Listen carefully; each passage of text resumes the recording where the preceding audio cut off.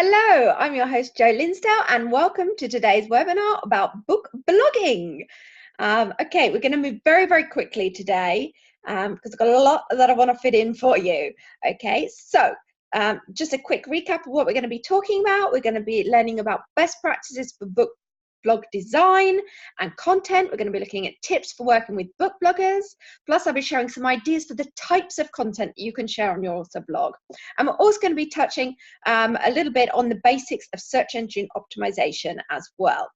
Okay, so here we go. Tips for working with book bloggers.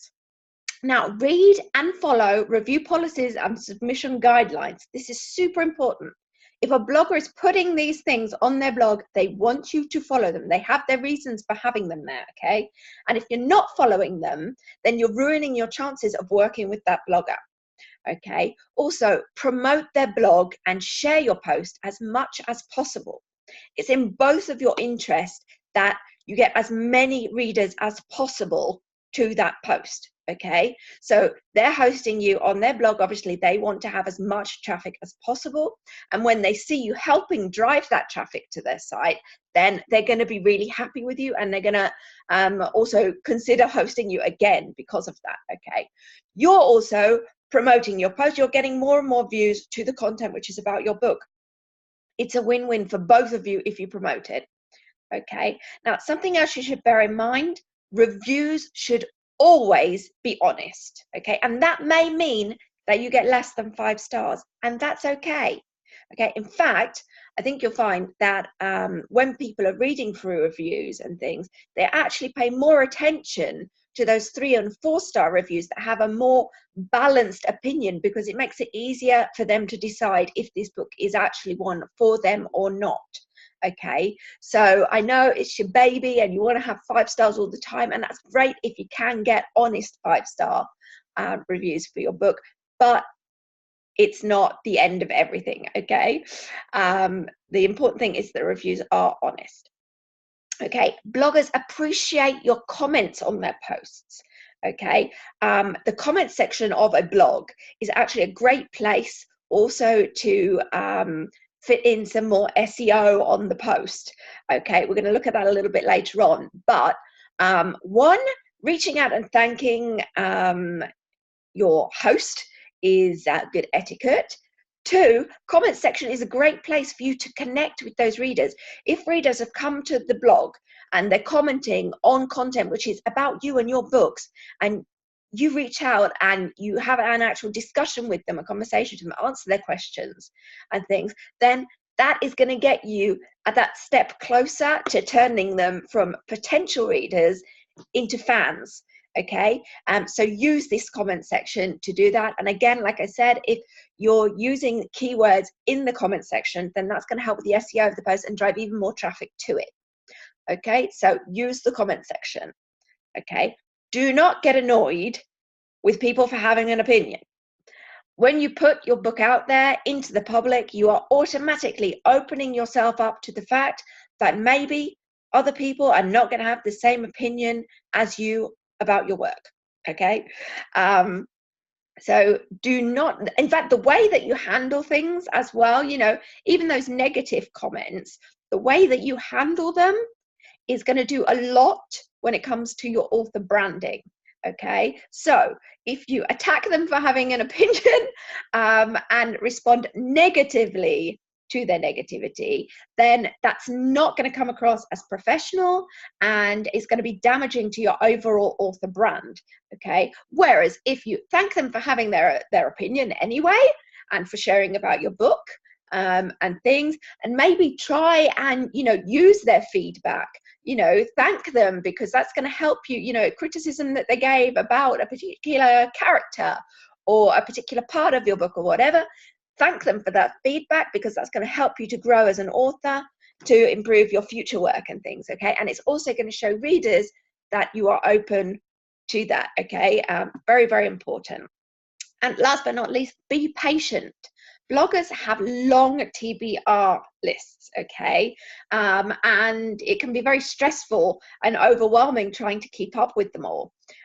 So bear in mind, you know, it takes a long time to read a book and organize your thoughts and put together a professional book review, or you know, to put in those extras, especially if they're doing interviews and things like that as well. It takes a long time to set these things up, also to prepare the graphics and things like that. So be patient with them. Okay, now book bloggers want to share their love for books with the world. Okay, that's why they're doing it. They are passionate about reading, and they want to encourage other people to read more and things as well. Okay, so they are serving the reader, the author, and the publisher all in one go, and they're generally doing it for free. Okay, just for the passion that they have about reading. Okay, so bear that in mind. Okay, now other things you need to think about. Book bloggers offer so much. Okay, book bloggers are followed by people who are interested in reading. They're interested in books, and they value that blogger's opinion. Okay, so when a book blogger is saying, oh, I read this book, it's great, here's my review of it, the readers of that blog are going to be like, okay, well, if this book blogger liked it, then I'm probably going to like it too. And something else you should think about is a lot of book bloggers concentrate on specific genres. Okay, there are book bloggers that only concentrate on thrillers, for example. I actually know one book blogger who concentrates only on audiobooks. Okay, so you can really niche down into a very targeted audience here as well. Okay, now something else you should bear in mind, a book blog is not just posting to their blog either. They're using their social media platforms as well, giving authors an even wider audience. Okay, so book bloggers really do, they are the powerhouse of book promotion. Okay, so just keep that in mind as well. Now, I touched on this earlier. Always thank the book blogger and share their blog posts everywhere. Help drive as much traffic as you can to their site and reach a bigger audience. It's better for you and it's better for them. Okay. Now, biggest challenges is the amount of time. It takes a long time to put together these posts. Okay, to read the books. Meeting deadlines can be hard, especially if they've read a book and it's not a 5-star. Okay, they don't want to hurt the feelings of the author. They understand, you know, how hard it is to write a book and things. Okay, so be flexible and understanding with them. Now, the book blogging community is a very supportive one. Okay, it goes beyond discussing just the books that they read and giving suggestions and things. They also talk a lot about the authors that they've worked with. Okay, both in the positive and in the negative. Okay, so like I said, if you're a pleasure to work with, you send them all the information that they need, you're following their guidelines, you're promoting the post, you're dropping by and you're commenting, not just to say thank you for hosting, but also replying to their readers who have left comments and things as well, then they're going to be sharing that with their fellow bloggers. Okay, they're going to be saying, okay, if you get the opportunity, you want to host this blogger, this author too, because they really go the extra mile on it. The same thing is for the negative though. Okay, if they have a bad experience with you, they're going to tell the other book bloggers as well. And the other book bloggers may put you on a list to not host you. Okay, so bear that in mind, stay professional always. Now, for those of you that are thinking about working with PR companies that actually put together virtual book tours and things, something you might want to look at is the tour companies that book bloggers tend to work with. Okay, if you are visiting various different book bloggers and you're seeing the same tour companies pop up continuously across the field, then that's a good sign that that book tour company is doing the right thing. They are, you know, they are worth the money that it costs to do them, because book bloggers are happy to work with them, and a lot of people are signing up to host on their tours. Okay, so look for the ones that book bloggers regularly work with. Okay, now let's just flip this on its head right now and look at it from the point of view as you being the host of the book blog. Okay, things that you want to bear in mind. Make content evergreen. Okay, these are the posts that don't date. Okay, they're gonna keep bringing traffic to your site again and again, even after days, weeks, months, and in some cases even years. Okay, these are your pillar posts. Okay, so think about the kind of posts that you can do that are going to drive that kind of traffic. Okay, now a website should be easy to navigate. Okay, so simplify your navigation. You don't want to clutter, you don't want to overload your site and things. You want to have a very clear site which is going to show off your best content. Okay, you want to make your content look as good as possible. You also want to make sure that your site is mobile friendly, okay, because not everyone is going to be visiting your website through a laptop or a fixed computer.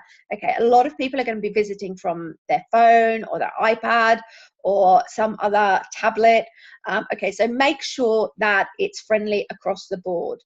Like I said, do not clutter your website. You want to have a very clear funnel of information for people visiting your website. Okay, what do you want to achieve with each blog post? Okay, now knowing your bounce rate is going to help with that, because you want to take people from one blog post through to another blog post on your site. You want to keep them on your site. Okay, you don't want them coming through and then bouncing away really quickly. You want to keep them there for as long as possible, reading as much of your content as possible. Okay, now something else you want to bear in mind is consistent branding throughout your site. This should also apply to off-site as well. So when you're doing your social media and things, if you use specific colors, for example, on your website, then you want to use those specific colors also in your social media posts and things that you're doing as well. Okay, you want to think about your logo, or the general feel of the site. You want to try and keep it consistent throughout. Something you can really easy way to do that is with your blog graphics, for example. Set up templates for the graphics for your posts so that it's constant throughout the entire site. Okay.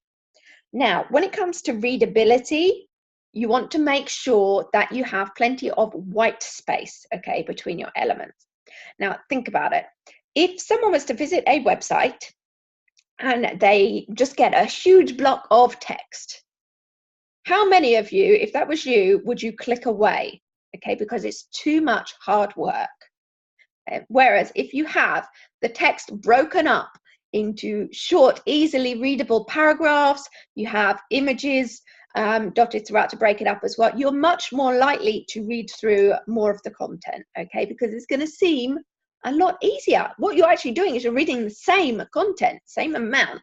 It's just broken up into smaller bite-sized chunks, which makes the mind think that it's easier to do, and therefore you're more likely to do it. Okay, now, like we said about the bounce rate and things, you actually want to think about your calls to action. Okay, these are the steps that you want your visitors to take at any given point when they're visiting your website. Okay, you want to have these very clear, but you also don't want to overload them. Okay, you're much more likely to get a click through and have someone actually take the action that you want them to take if you just give them 2 or 3 choices.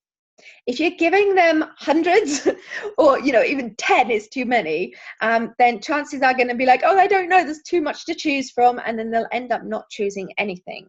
Whereas if you would be like, okay, click through to A if you want this, or B if you want this, then they're going to be much more likely to take that step. Okay, so reduce the number of choices. Make it easy for them. Okay, make it hard for them to resist. Okay, also return visitors. The search element is vital. Okay, so make sure you have a search box very clearly above the fold. That means that when they open the website, it's going to be in the top part of it. It's going to be one of the first things they see is the search box. Okay, because someone who is visiting your site numerous times, then if they're subscribed to it, they're going to see all your recent posts and things, but maybe they want to delve deeper into a certain topic. Okay, they're going to want that search box there, and that's going to keep them on the site for longer. Okay, now something else you need to bear in mind is if they can't read the post, they won't stick around. Okay, like we said about breaking up the text and things and using that white space, it's equally important that you use the right colors and you use the right fonts as well, okay? Now, if you're going to visit a site which has a dark background and maybe white text, that is a lot harder on the eyes than it is for dark text on a lighter background, okay? People who are visually impaired are going to have trouble reading the text when it's light on a dark background. So those kind of things you want to bear in mind. Also the fonts, keep it simple. You want it to be easy to be read. Fancy fonts are all very nice and they can help with the aesthetic of a site, but it needs to be readable. So use those fancy fonts in a very limited way and keep your basic content very, very readable. Okay, now also make sure that social sharing is accessible on all devices. This is really important. Social media is important as part of your marketing plan, but you should be using social media to drive traffic to your site and not the other way around. You want people to visit your website and then share that on social media so that it drives even more people back to the website, okay?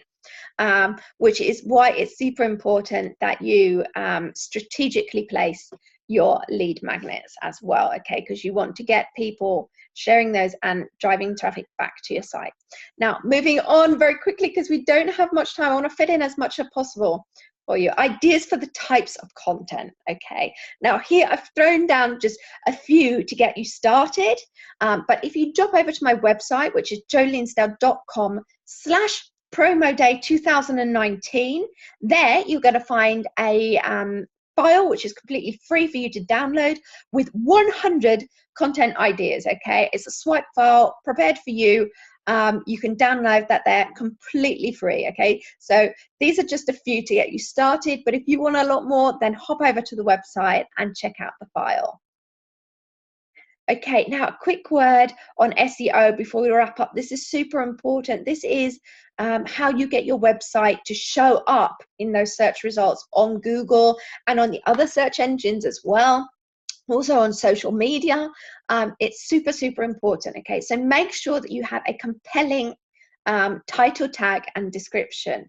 Okay, you want to use your keywords here as well. Keywords, very, very important throughout. Okay, you don't want to have a vague title, you know, musings or book review.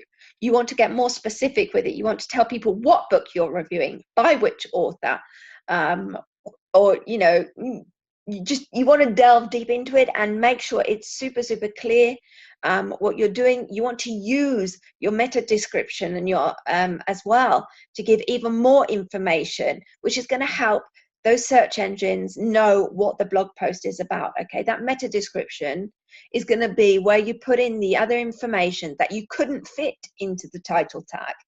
Okay, but it's really going to help show up in search engine results. Okay, you also want to make sure that you're linking to relevant internal and external resources as well.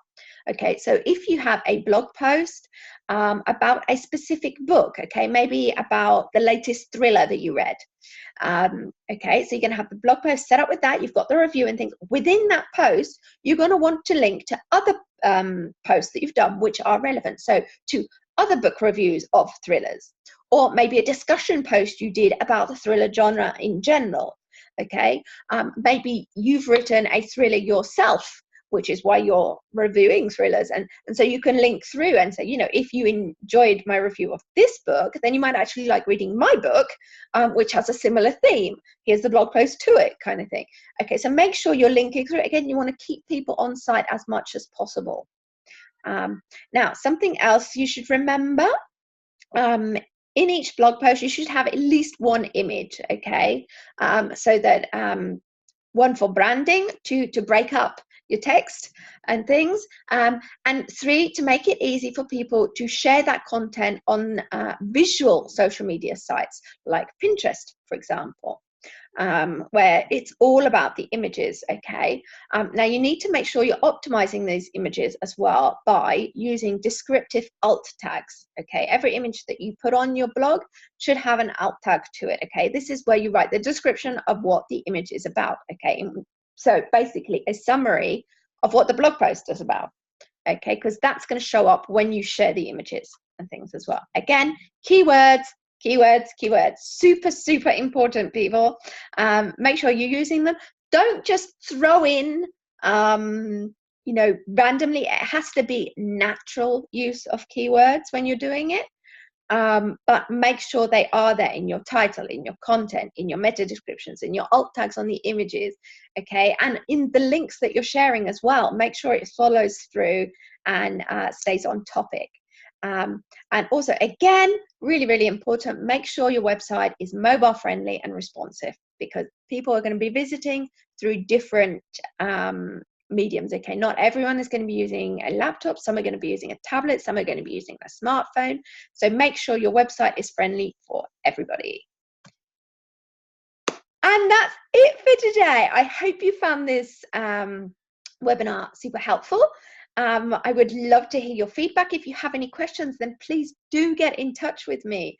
Okay, I'm going to be on Promo Day side all day, so please drop your comments in the post, and we're going to continue the discussion there about this.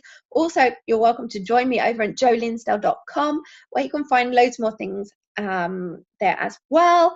And also, don't forget to drop over jolinsdell.com/promoday 2019, where you can get hold of your free content ideas swipe file. Okay, so again, thank you for joining me. I hope you're having a good time today, and I will see you again soon.